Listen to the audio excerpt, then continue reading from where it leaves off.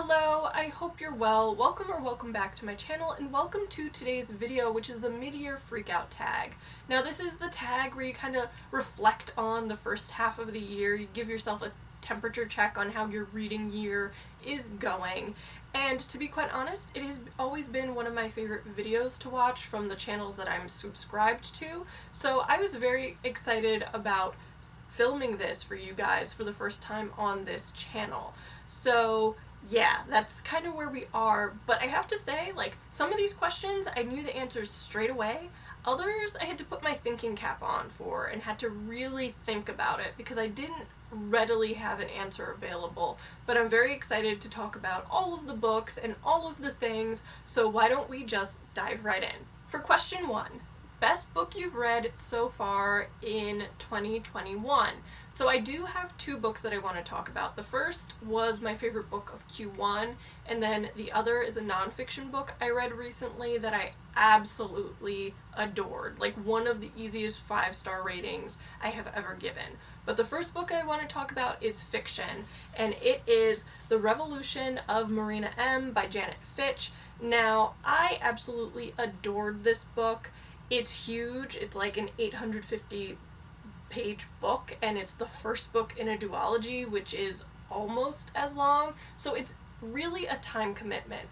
But it just screamed Brittany. It's set in Russia during the Russian Revolution. It's a coming-of-age story about this young girl during that time period, and it's just like this sweeping sort of epic story of this young girl who's born fairly well off within Russian society, but is drawn to the revolutionary element within Russian society, the Russian intelligentsia with the poets and artists and the political revolutionaries and all that they stand for, and she gets kind of swept up in this wave of the revolution.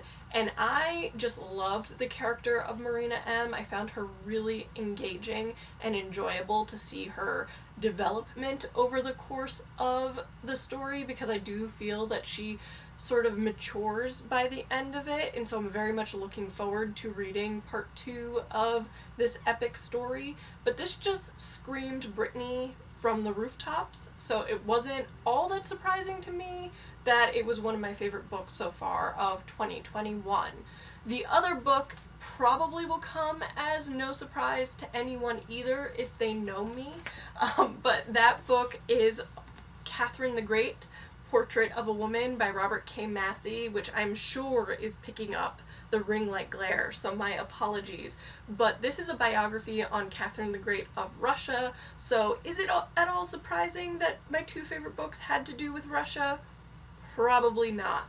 But as I said, kind of in the lead up to this was one of the easiest 5-star reviews I have ever given. I so thoroughly enjoyed this biography on Catherine the Great. She's always been a historical girl crush for me. I am very open about that, but in reading this book, I fell completely in love with her as this historical figure. She won my heart. Let's just put it that way. But I read this in May, or was it June? No, it was June.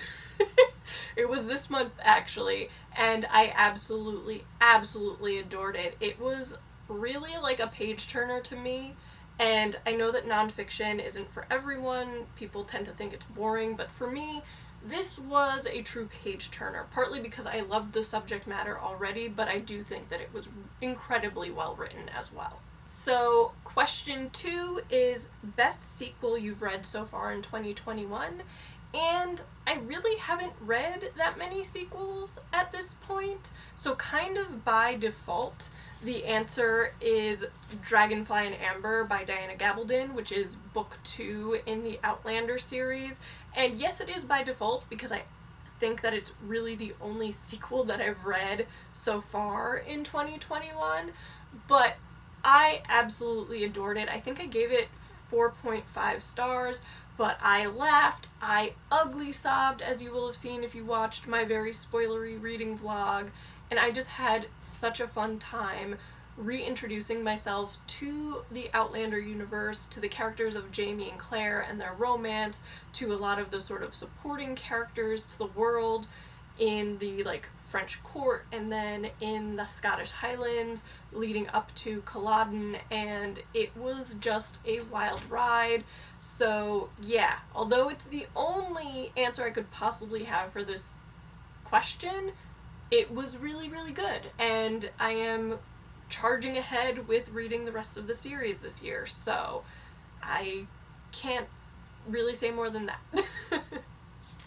So, question 3, new release you haven't read yet but want to, and I own some of them. They're on my physical TBR. Some of them I have my eyes on and they're on my wish list. But the one that comes to mind is Kate Moore's new book, which is The Woman They Couldn't Silence, I believe.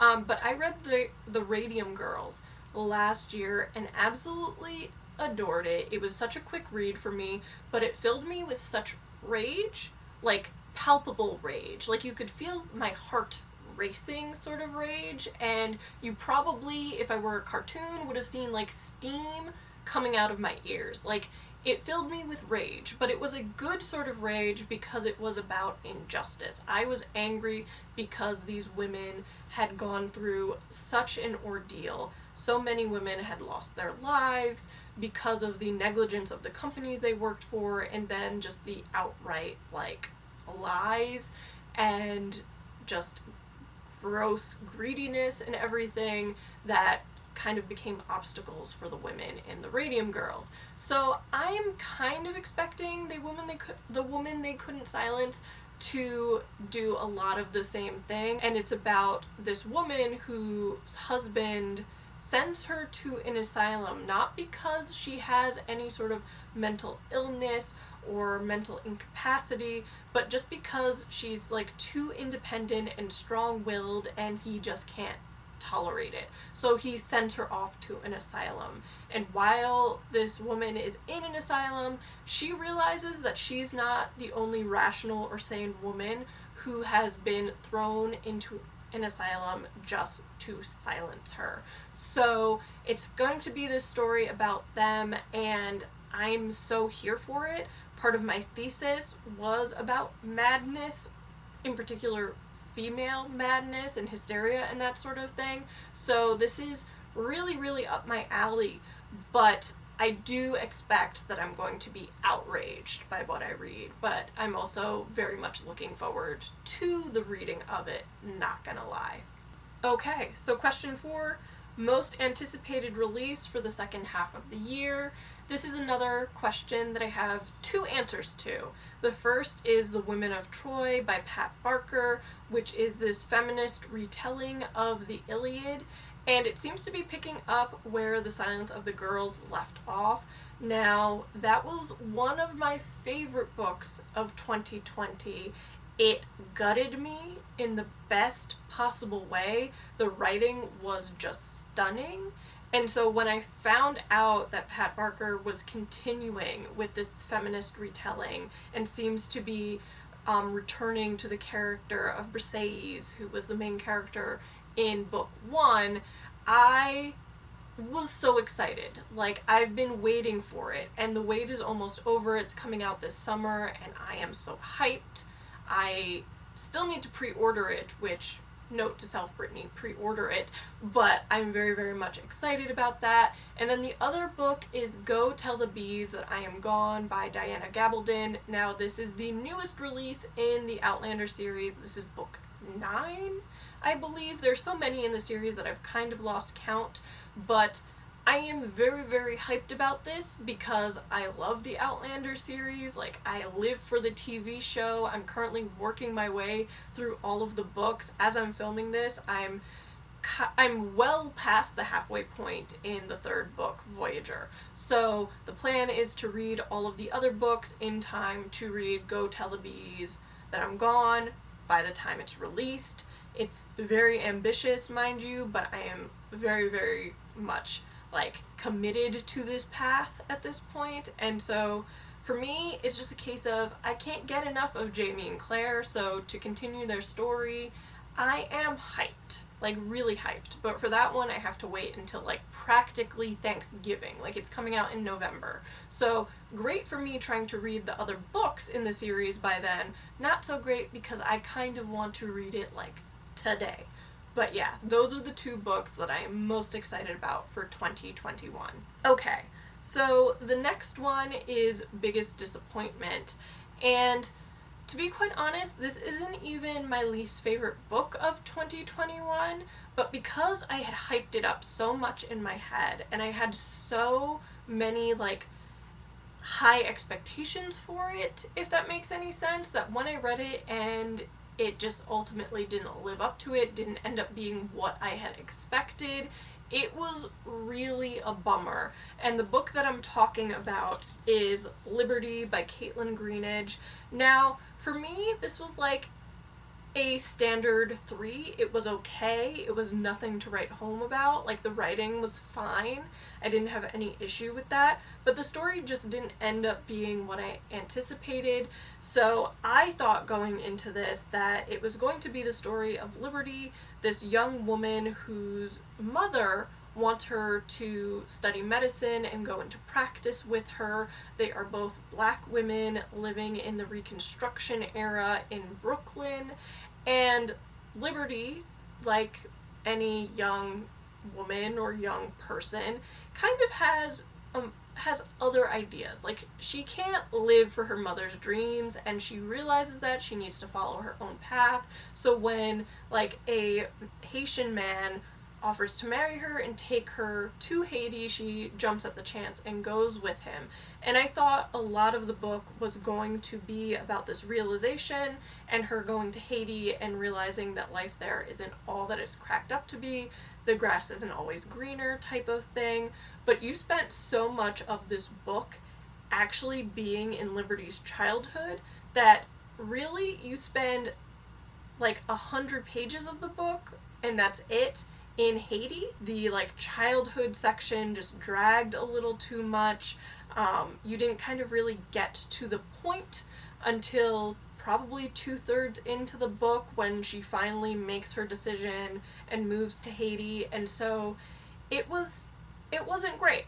For me, it was okay. It's not a book that I would personally want to read again. So yeah, Biggest Disappointment, not my least favorite book of 2021, but definitely one that I was most upset about not loving. Okay, next is Biggest Surprise.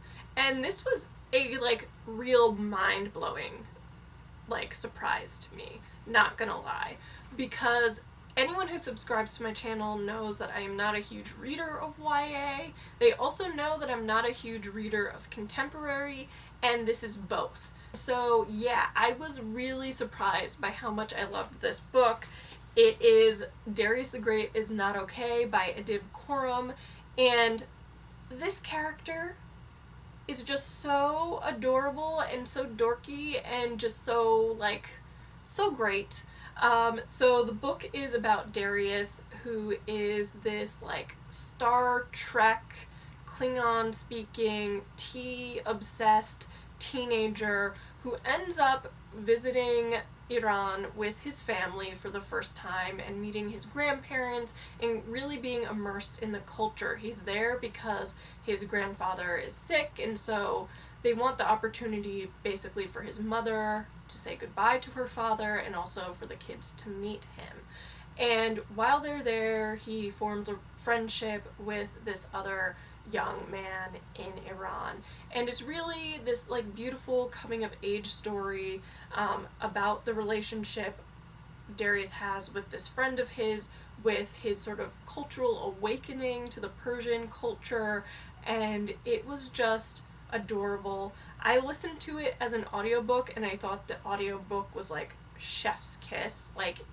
It was great, but I do think that one of the strengths of this story is that narrative voice. It is very genuine, it is very fun, I loved the little pop culture references, and it was just a good time. But I also really had a lot of respect for how this book dealt with mental illness. Both Darius and his father are suffering with depression, and it's very frank about their struggles, but it does so in such a healthy way that it was really eye-opening and really it earned a lot of respect from me. So I really, really enjoyed this. I also came to find out later that there is a sequel to this, so maybe at some point I need to give that a shot.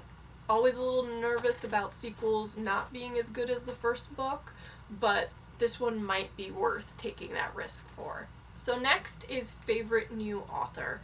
And this was one of the questions I really had to contemplate because I am very, very, very particular when it comes to naming an author one of my favorites. Like, I have a rubric, and usually, like in the most general sense, that means that this is an author who I've read multiple books from. Usually I say 3, and those books have to really knock it out of the park. So I have 2 authors who I feel like are in the running for becoming a favorite new author of mine, but I've only read 2 books of theirs as of right now, but I have intentions to read more of their books. So the first is Daphne du Maurier, who is the author of Rebecca, which is one of my favorite books of all time, and I this year just read My Cousin Rachel, so she's in contention for sure. Like, she's up there. I just feel like I need to read 1, maybe 2 more books before I knock her up to favorite author. And then the other one is Magda Szabo, and I read one of her books last year, which was The Door, which I absolutely adored, and then I read Abigail earlier this year and was really surprised by how much I loved like a YA story, but I really, really enjoyed it. I love her narrative voice and style of writing. So I have another book of hers that I plan to read in the not so distant future, but both of them at this point I've read 2 books, and so with the third, potentially they will both become new favorite authors of mine. But yeah, I need to read those third books for both of them before I make that call. So that's kind of my answer there. So question 8 is new fictional crush. So to be honest, I just don't have an answer for this question. I'm not one to develop fictional crushes often, and that's pretty on brand for me because I don't tend to develop crushes in real life often either. It just isn't my style. However, historical girl crushes I come to on the regular all the time, but that's not an answer for this question. That's a whole other thing. Question 9 is newest favorite character, and guys, that was such a no-brainer. It's gonna be Bridie from Things in Jars by Jess Kidd, which I read in, I want to say May, so recently, but not too recently. But I absolutely adored Bridie as a character. I absolutely adored the world that Jess Kidd created here, to the point that I am eagerly awaiting news that this is going to be like book 1 in a series, because it was just so delightful, and another like A+++ recommendation from my friend Liz. But Bridie is this Victorian detective with this like just eccentric feel to her. Like, she is this sort of individual who is a magnet for sort of the misfits and has created this found family. The voice of her character, I could practically visualize her in reading this book. Her personality and the character as it developed was just that, like, tangible to me. So I really, really enjoyed this book with sort of the gothic elements and everything else, but Bridie stole the show in the case of this book. Like, I am such a Bridie stan, not gonna lie. Alrighty, so question 10 is a book that made you cry, and the answer to that is Dragonfly and Amber by Diana Gabaldon.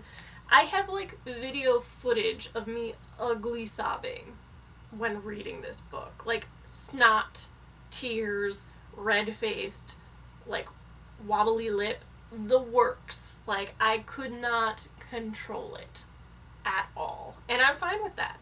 I am a crier. I cry at the drop of a hat. But this, I felt it to my core.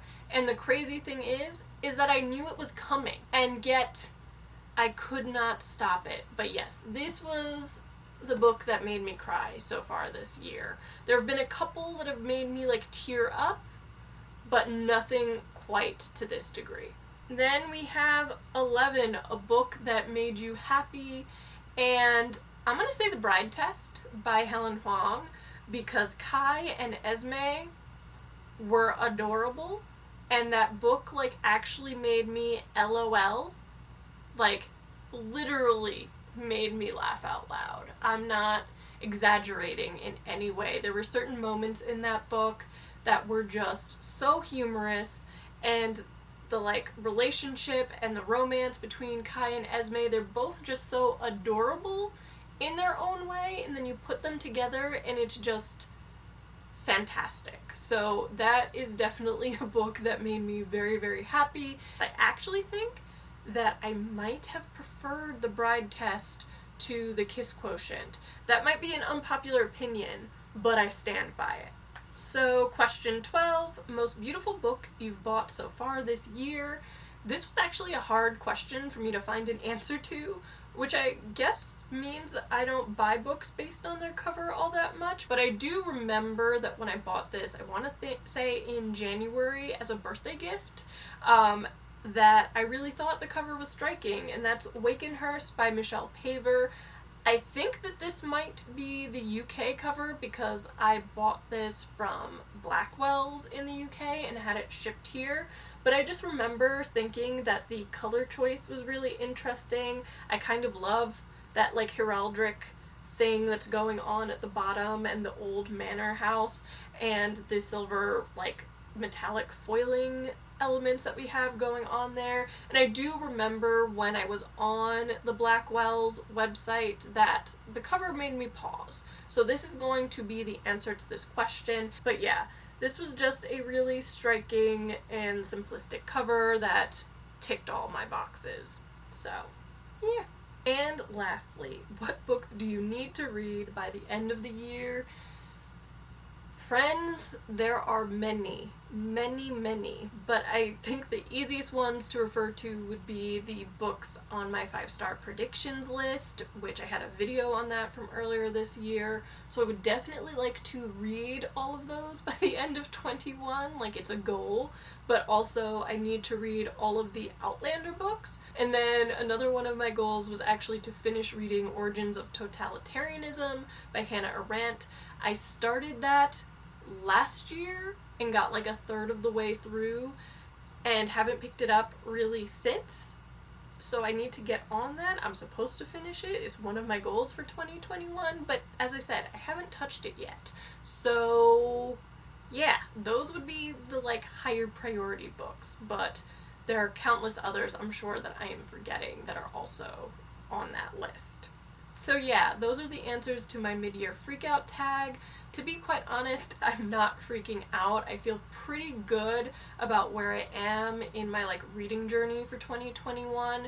So I know that one of my goals was to read 75 books in 2021, and I'm currently at like 46 or 47, which means that I'm well on my way, and I think Goodreads is telling me I'm like 10 or 11 books ahead of schedule, so I feel happy there. I've read some real gems that I have really enjoyed and really loved, and yes, I've read some like womp womp disappointments, but the ones that I've really enjoyed, the authors I've discovered, have made up for those certainly. So yeah, not freaking out, maybe like freaking out a little bit about my Outlander goal, if I had to be honest, but that's only because I know how big those books are, so I know that that's a time commitment. But anyway, that's it. Thank you so much for watching this video. I hope you enjoyed it, and if you did, be sure to give it thumbs up, comment, and subscribe, and I will see you next time.